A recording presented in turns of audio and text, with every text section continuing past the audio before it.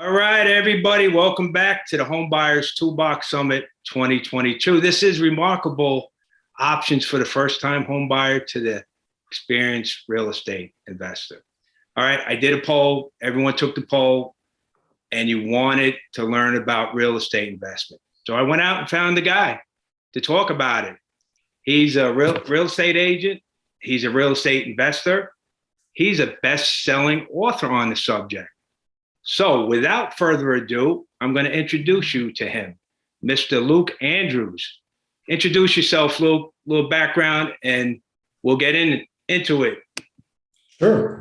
Well, I can't tell you how excited I am to be here and talk to your folks. As you mentioned, I'm a real estate agent. I'll sell 40, 50, 60 homes per year for my clients. I'm a real estate leader, so I lead a team of a little over 20 agents, all selling 20 plus homes per year. And then I'm a real estate investor as well. So I've been investing in property since 2010, both in Colorado as well as Kentucky and Indiana as well.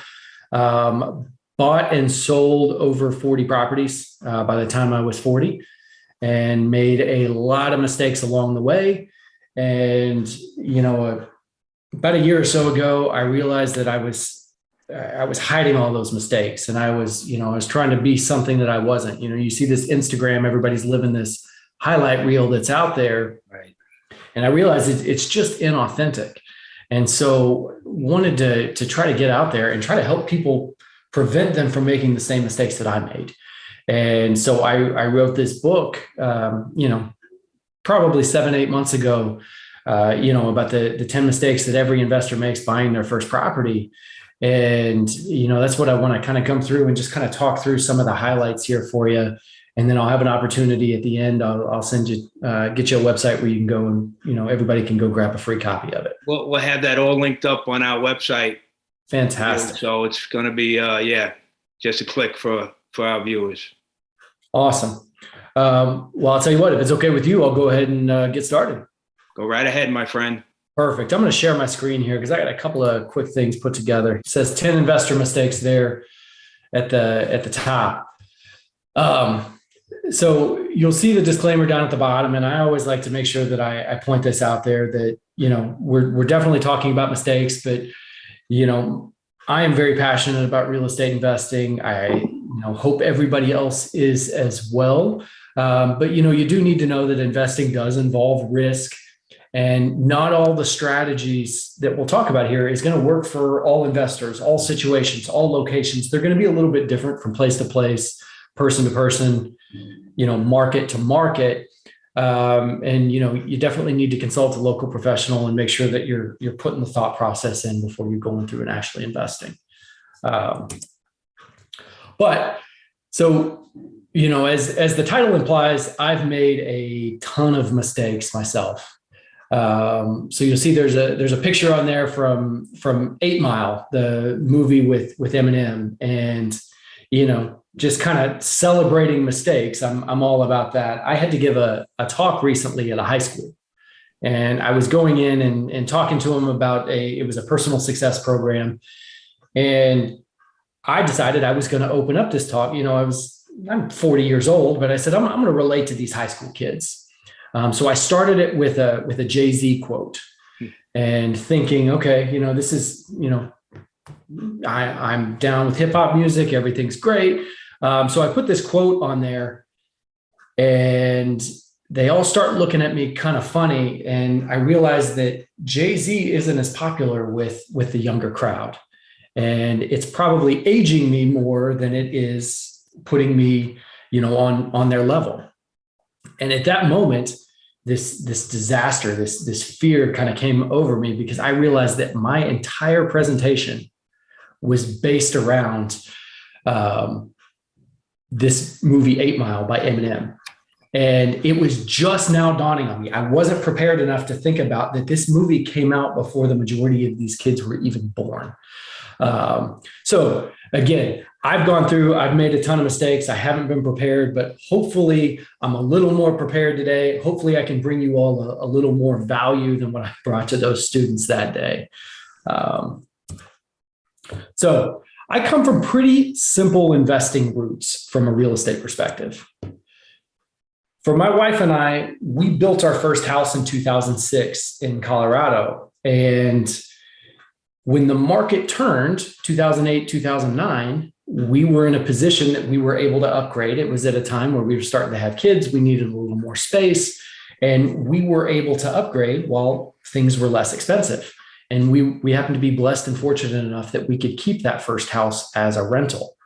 And, as the market would have it, the market was flush with renters. And so we were able to keep it, and we kept it for a number of years. Even after we moved away from Colorado into Kentucky, we kept this rental for a long time, and it did really great for us. And, we finally sold it a few years ago and made a nice little profit, but that cash flow allowed us to keep it and allowed us to realize that appreciation over time. But I had some friends that I worked with when I moved here. I come from a corporate background in strategic marketing and data analytics. And there were a couple of guys that I worked with, and we had decided at that time, our market was in a place where it was starting to climb a little bit, but you could still find some really good fixer-upper deals.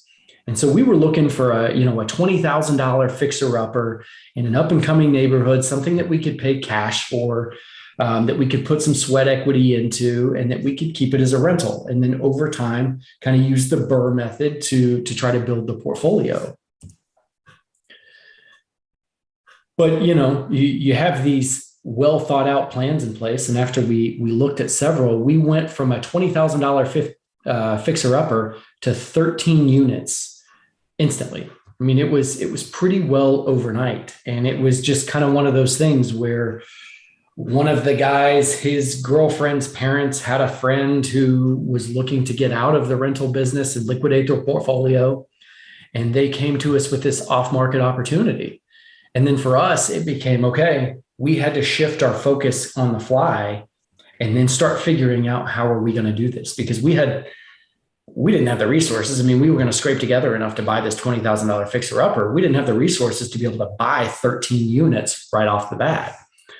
But that really got us into real estate investing. What I realized quickly is that first house that I had, that I kept, that small little starter home, did not prepare me at all for what actually being a landlord meant, what actually being a real estate investor meant.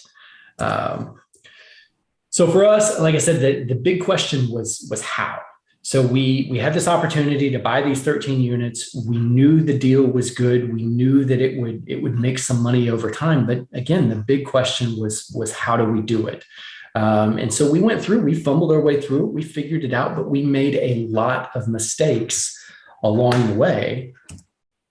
And then the hope is that I can now kind of walk you guys through some of those mistakes so you can learn from what I did wrong and hopefully not make those same mistakes. And I mean, don't get me wrong, you will make mistakes throughout the process, but the hope is, and I hope we can all agree, that it's okay to make mistakes, that, those failures are just leading us that much closer to a success.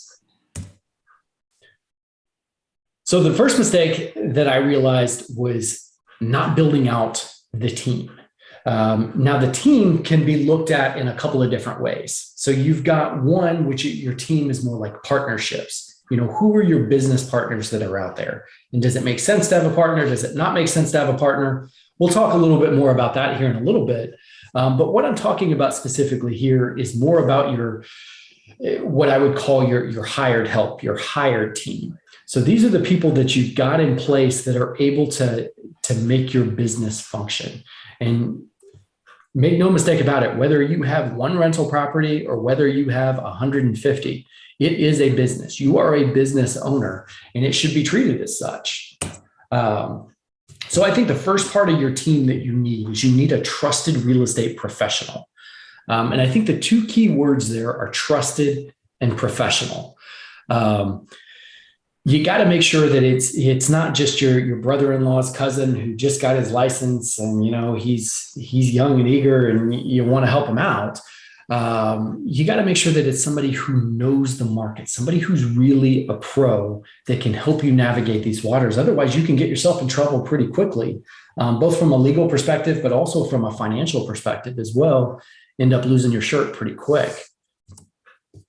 Next, having good contractors lined up. They say the old adage about contractors is they can be good, reliable, and cheap, but you only get to pick two, right? So you got to figure out which two are going to be most important for you and then have that team lined up. And it could be everything from general contractors to different trades, and you're kind of subbing it out on your own. So somebody who does flooring, somebody who does plumbing, somebody who does HVAC, electrical, roofing, gutters, all of those different things. You've got to have somebody in place.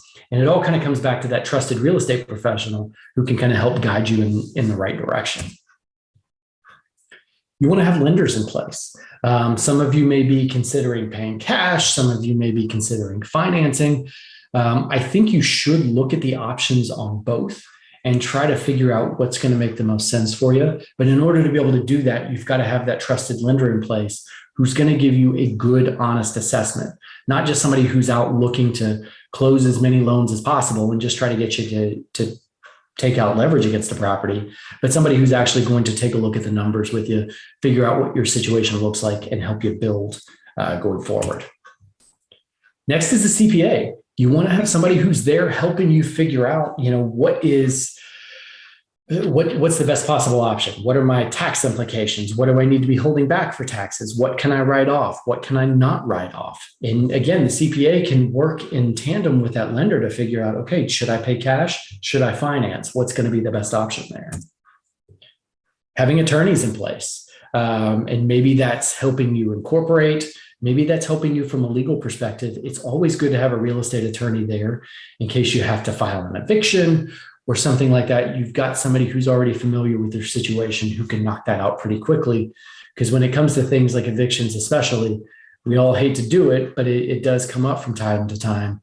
You got to make, timing is very, very important. And the loss of a couple of days can mean the loss of hundreds or even thousands of dollars.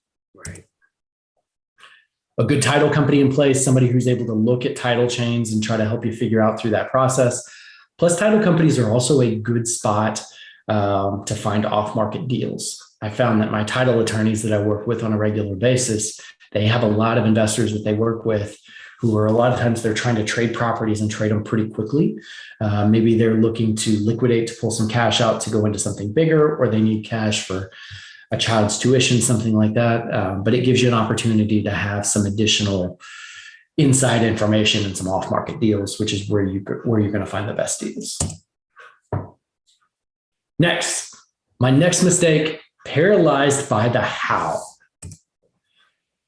So our first big question was, how do we find deals? What was it? Now, obviously, our first couple fell in our lap, but beyond that, once we kind of got that itch, it was, how do we find more? And so that's one of the big things. You get paralyzed by this process. You get overwhelmed with analysis paralysis, and it's difficult to get through. And it's something that you have to try to figure out where can you find these deals.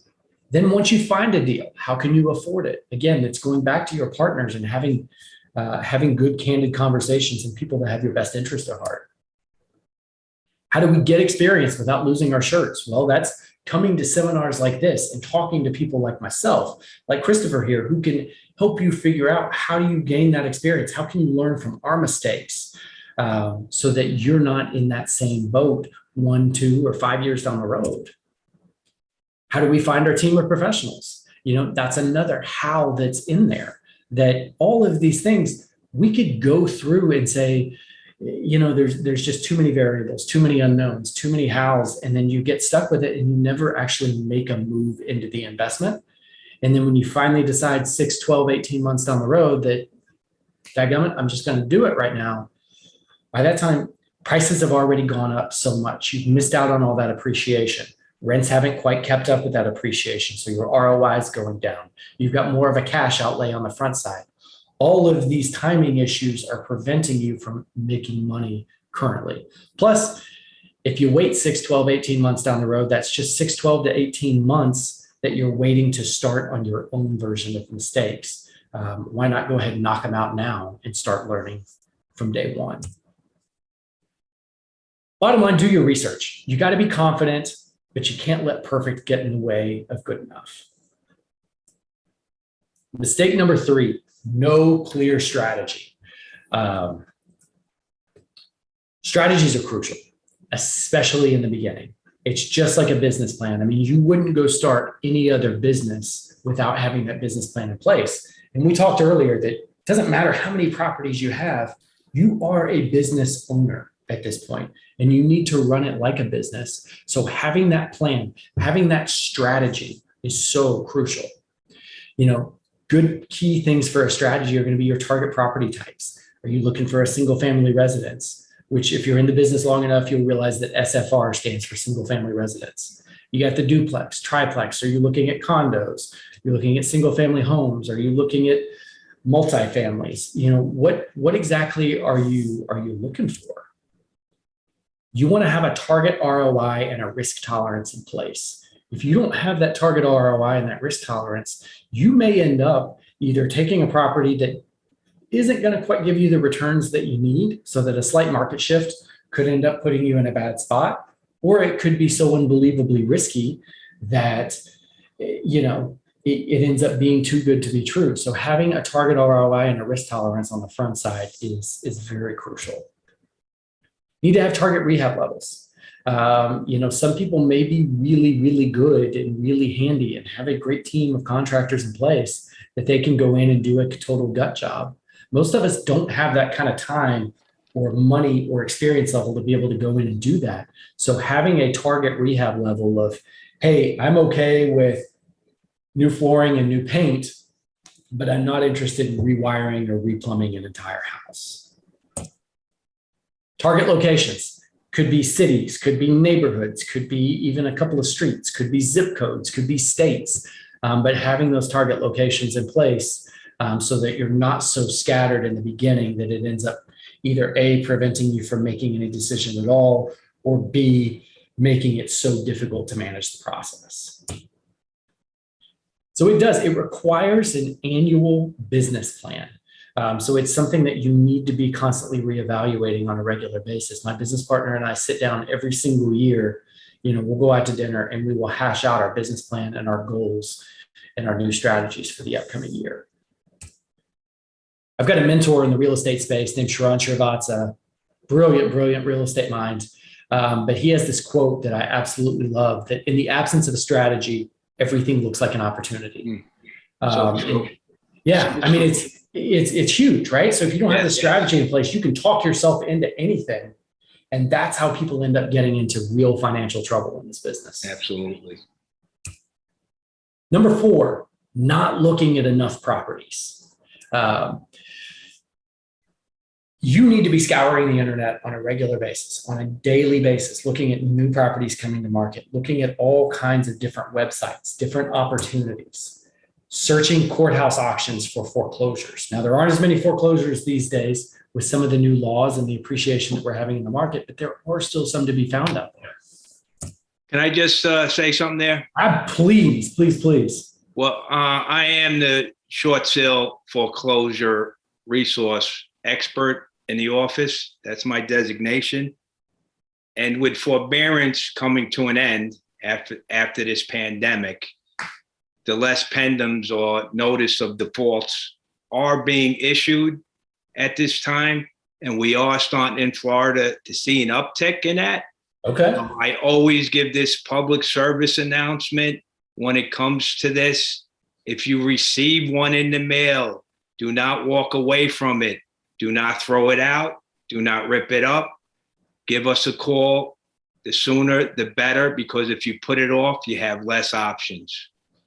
And we will sit down with you. We'll go over your options and hopefully get your property sold before it's a short sale or foreclosure. Just give us a call and we'll help you out. 100% correct. And this all goes back to the very first thing we talked about, is having that trusted real estate professional, right? Right. So knowing that's absolutely amazing. And it's, you know, it's such an opportunity as you see those tick up. I mean, you always hate to see foreclosures and things in short sales, but as you see those tick up, those are also opportunities for people looking to become investors. It's a double-edged sword right now in Florida because we have no inventory, right? and the interest rates are going up. And so the prices, we think we peaked out on the prices. We're hoping with the interest rates going up and maybe some housing being released from the banks, prices will come down a little bit. We'll see. That's the hope, right? And I think just about everywhere is going through something similar. So, you want to also be searching Zillow, Realtor.com, sites like that for sale by owner properties. Door knocking. I got a couple of good friends who do some wholesaling and some buying of properties, and they just go knock on doors. They look for houses that are, a little disheveled, a little overgrown on the landscaping, roofs in bad shape, maybe some windows in bad shape. It's a sign that somebody may not be able to either physically or financially take care of their property any longer, and they may be looking to sell and try to do something quickly and off market. These are just additional opportunities for you.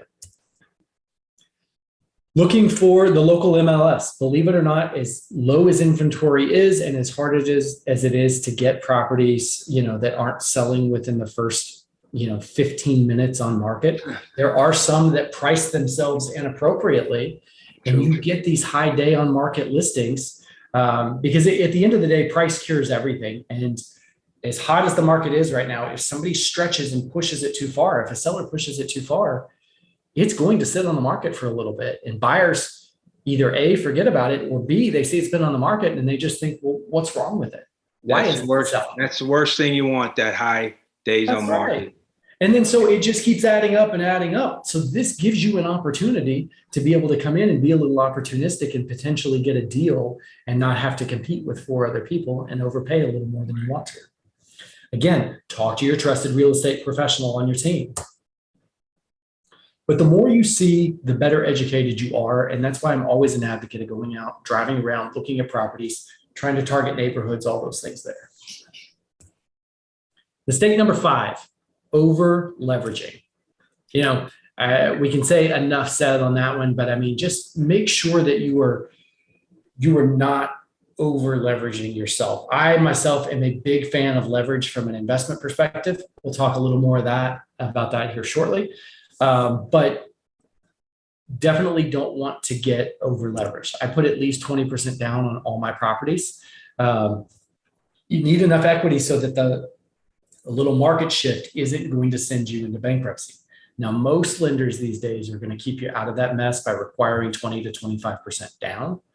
But it is something, there are opportunities to be able to get for less than 20 to 25%. A few lenders that will lend at 5, 10, 15%, maybe even a few at 3. That's difficult for a rental property, especially if you get a month or 2 without a tenant and no cash flow, could end up causing some problems for you. So try not to over leverage if at all possible. And the equity that you've got in there should allow you to be flexible with new properties in the future. Now, there are some contradictions, isn't necessarily the right words, but kind of there's 2 sides of the same coin in this book. Mistake number 6 is under leveraging. So as I mentioned, I am a big fan of leverage. And again, investing does involve risk. Leverage involves risk at this point, and it should be taken seriously, but it can be a really, really valuable tool for growing your portfolio a lot larger.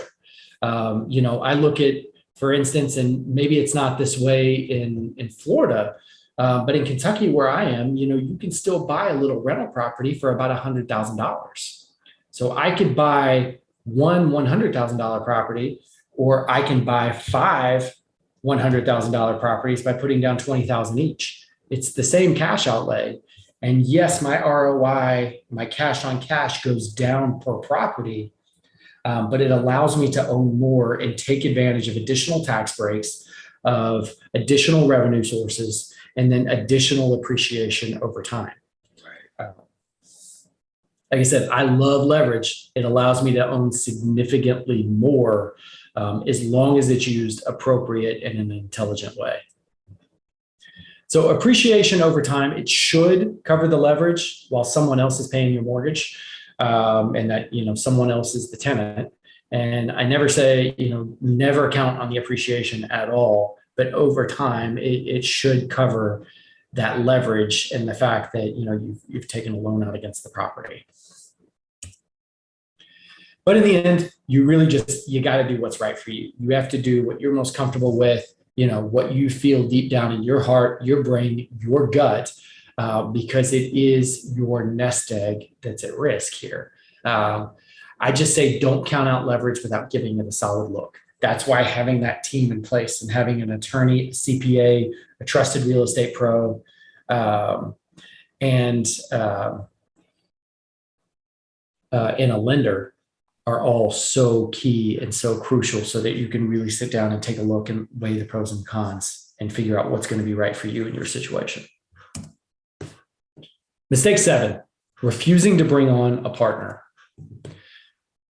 So for me, I've always found that partners will provide some additional strengths. With my partner now, areas where I'm very strong are some of his weaknesses, but areas where I'm very weak are his strengths. So it's been extremely valuable for me.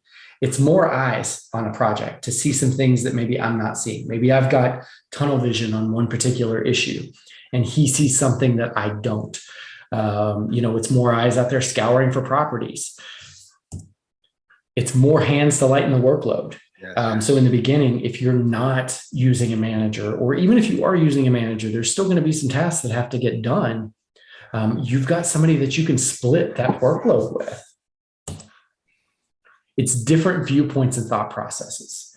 There have been some time, I can tell you in the partnership that I have, I tend to be the more conservative one that's always like kind of pulling back the reins.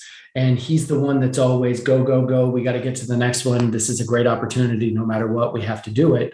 And just like anything, the truth or the right answer kind of lies somewhere in the middle, but we're a good balance for each other. He stretches me outside my comfort zone and I pull him back in just a little bit. And it's worked really well for us for the last 5 years.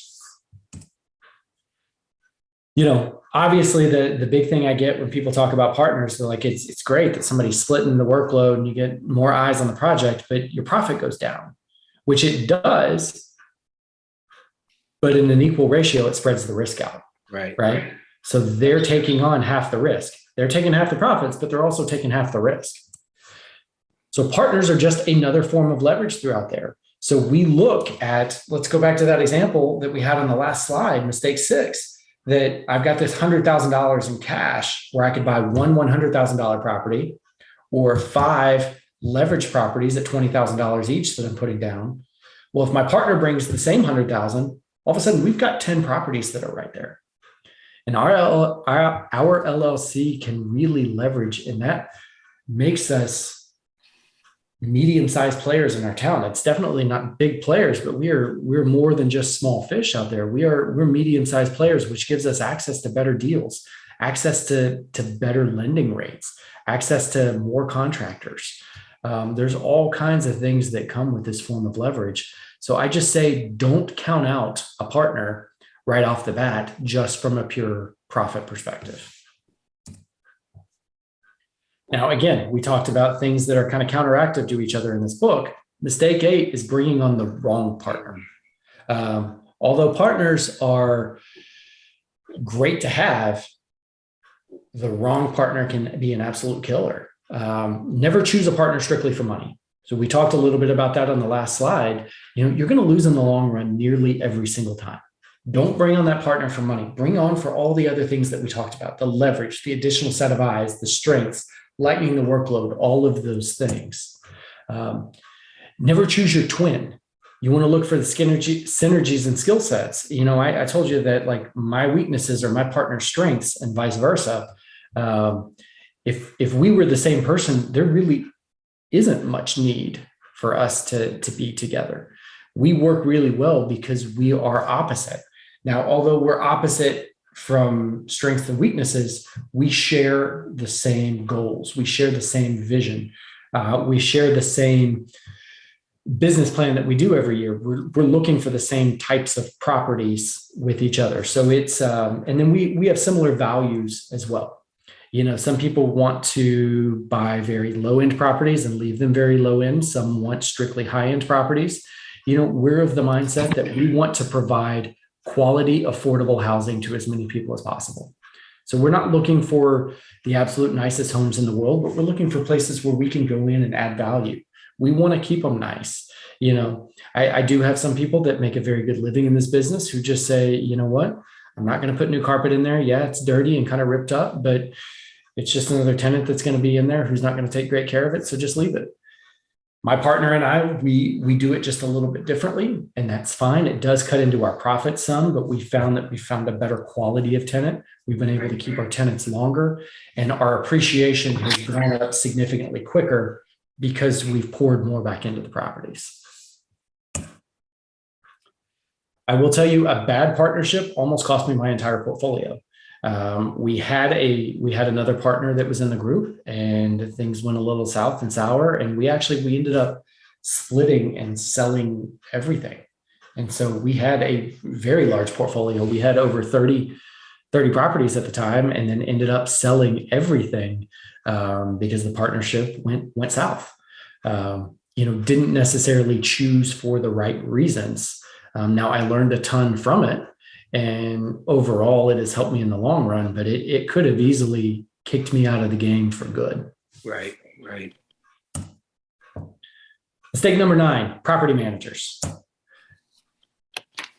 To me, the way I look at it, property managers are only a mistake if you hire or refuse to hire them for the wrong reasons. Just like bringing on a partner, you got to have the reasons have to be in line with your goals and your strategy. So you got to understand some of the pros and cons. With the pros to a property manager, they've usually got really tight processes in place. They've got really good systems in place, like computer systems and systems for how they handle things. They're the ones taking the midnight phone calls that the toilet's clogged or overflowing or somebody's locked out of their place. They're doing the searching, the screening, showing applicants, all of those things that are really time consuming and difficult to do. They're doing those things on your behalf. Now, cons, you do lose some control, and there's obviously a cost that goes along with it. So what you got to figure out is that cost worth what you're gaining back in time and, frankly, sanity. I've managed a fair number of properties on my own, and it can absolutely be draining on you. Mistake number 10, getting down to the end here, buying for appreciation. We talked a little bit earlier that, you can get some appreciation back, and it's a good way to make money in this business. But you never want to buy strictly for appreciation. That was a mistake that I made in the beginning. You need to buy for ROI. Look for what is that cash on cash return in the beginning. Appreciation is expected, but it's never guaranteed. You don't know what the market's going to do. You don't know how it's going to shift. You don't know how one particular neighborhood's going to change over time. But when you are fortunate enough to get that windfall appreciation, it becomes this bonus. It becomes this gift for you because you were willing to put in the risk, willing to put in the work. You were willing to take in the risk. You've made money over time. You've taken that ROI from a cash flow perspective, and then now you're just adding on top of it with the appreciation. That's going to be your big bonus. So I know the book is all about the 10 mistakes, but since I've written the book, I've come up with an 11th mistake that I've noticed, and it's all about incorporating. So again, talk to your CPA, talk to your attorney about this. But one of the incorporation mistakes that I've seen is people not incorporating soon enough. The incorporations are there to protect you from a liability perspective. Tenant slips and falls, or one of their guests slip and fall at one of your properties.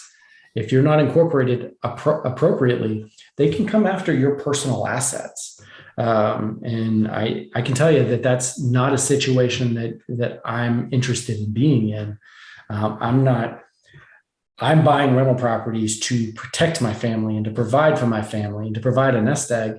And the last thing I want to do is have something completely out of my control that comes and takes away that entire nest egg because I didn't take a small step in the beginning. One incorporation mistake is not having enough LLCs. As your portfolio starts getting larger and larger, as we were getting up to 20, 30, 40 properties, you realize that you need to have a couple of LLCs and start breaking some things out, because if you're not breaking them out, a slip and fall at one, even though your personal assets and property may be protected, you're putting all of those other properties in that LLC at risk. So it's nice to have them broken up. I'm not of the mindset that you need an LLC for every single property. I know some people that do it that way. It works perfectly for them. For me, it's an accounting nightmare. I can't keep up with it. It means all of these different taxes that you have to file. It just becomes an issue that I'm just not interested in. But I do feel like once you get 3, 4, 5 properties, keeping those into one LLC and then start buying new ones in a new LLC to kind of keep those separated and keep them all protected. Protect yourself from your properties and protect your properties from one another. That's really what that is, what that's all about. Obviously consult your CPA and consult your attorney. Those are going to be huge for you. So we talked about in the very beginning that I did this speech recently, and it was all on this. The title track for the movie 8 Mile was a song called Lose Yourself. And the very, very beginning of the song, there's just a little interlude where he's talking through, and he says, if you had one shot, one opportunity to seize everything you ever wanted, one moment, would you capture it or just let it slip? And I found that there's 2 key lessons in there, completely opposing lessons within just that little paragraph that's right there. This is what I was talking to the kids about that day. And I think some of it was lost because I was using for them a dated reference, but I think it's really applicable today. So 1, you absolutely need to be prepared when opportunities arise. When they come up, you need to have your team in place, your financing in place. You have to have your LLCs in place. You got to be ready to go, ready to pull the trigger, because this market moves really fast. So having everything set and ready, having your powder protected that you're sitting on, and then where you can make that move quickly. So you do need to be prepared when opportunities arise. However, the contraction to that, where I think that this verse gets it wrong, is there's not just one opportunity. There's opportunities everywhere. You just have to be looking. I gave you a quote earlier from one of my mentors, Sharon Srivatsa, that he says, your eyes only see and your ears only hear what you're looking for. And so if you're looking for a bad market that you can't find any good deals and everything's gone before you get to it and you got to overpay for it, guess what? That's what you're going to find. But if you're out there looking for deals and you're looking for that diamond in the rough and you know that they're out there, but you got to look for them, that's what you're going to find too. So those opportunities are out there. You just have to go searching for them. Never a bad time to buy a house or invest. I don't care what kind of market it is. There's always an opportunity there to make the deal work. What's Grant Cardone say? $1,000 a month rentals are never going to go out of style. That's right. Doesn't matter what market you're in. But I really appreciate you guys sitting with me here today. We kind of went through some of the highlights of the book. If you're looking for some additional context to it, some additional stories, some additional examples, my gift to you, go download the book for free. Go to 10investormistakes.com. That's the number 10 investormistakes.com. Download it for free right there. You can read it right away. You got to keep your expectations low, though. If you're, a part of the grammar police, I failed English class.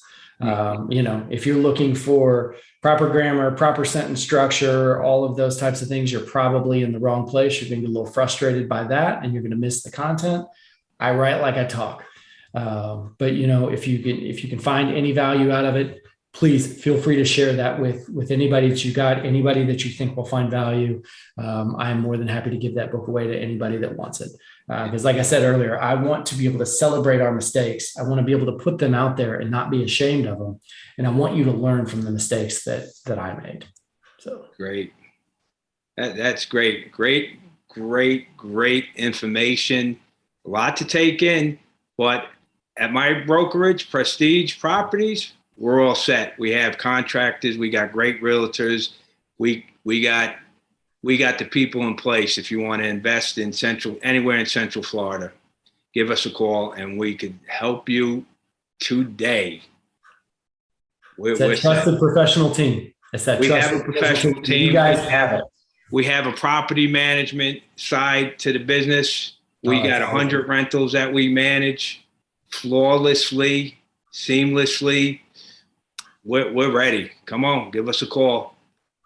Everything will be provided. You all know how to get me. So, and you dovetail it with Luke's information. We got a win-win situation here occurring right in front of everyone. Love it. That's what we like. So there you have it, my friends. You got no reason not to invest. I'm going to give Luke probably a call and look for some Kentucky investments. They seem to be up there too. So you just don't have to do it in Florida. You could do it anywhere in the country. So with that, thank you, Luke. Appreciate it. You're very generous gift. It's going to go a long way. And we're going to have more summits. You're going to be on my summit again and talk more? Hey, if you'll have me, if you don't get too many bad reviews when people see me on this. No bad. We don't take bad reviews. You did great and great information, and I appreciate it. There you go, everyone. See you next time. Thank you for coming.